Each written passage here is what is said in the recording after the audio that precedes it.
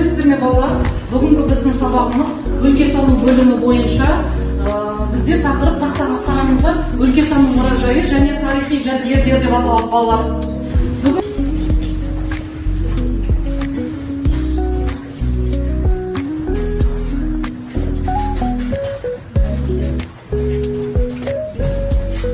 Жақсы балалар.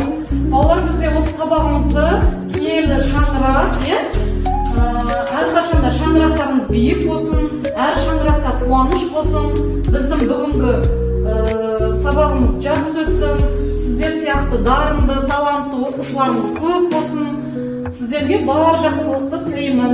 Осы бойынша әр оқушы өз тобына баруға рұқсат. Сәлем балалар, мен Тақиялы бала. Бүгін сендермен бірге қаламыздың облыстық өлкетану мұражайына саяхатқа барып келдік. Сіздер қандай сезімде болдыңыздар? Сіздеріңізге жазып алыңыздар. Тарих негізгі мақсат, оқу мақсаты тарихи мұраны жеткізудегі жәдігерлердің рөлін сипаттау. Негізгі міндет бізде балалар мұражай және жәдігерлер ұғымын меңгеру, жәдігерлердің тарихи маңызын талдау болып саналады. Үшінші міндет бізде бір тарихи жәдігерді алған сіздерге ертоқым жәдігері, яғни ертоқым арқылы тарихи эмоцияны, тарих сабағын, тарихтаны сіздер нешінші сыныптан бастап өтіп жатсыздар балалар? 5-ші сыныптан бастап. Биыл сіздер 2-ші жыл оқып жатсыздар, жалпы тарих дегеніміз қандай ұғымды білдіреді? Кім айтады?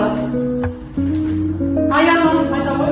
Тарих дегеніміз ол өткен оқиғалардың адамның қоғамның даму зерттейтін ғылым.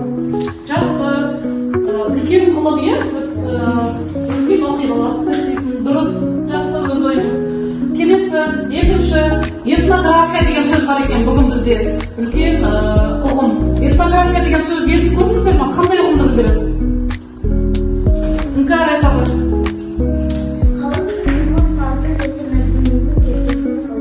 Өте жақсы.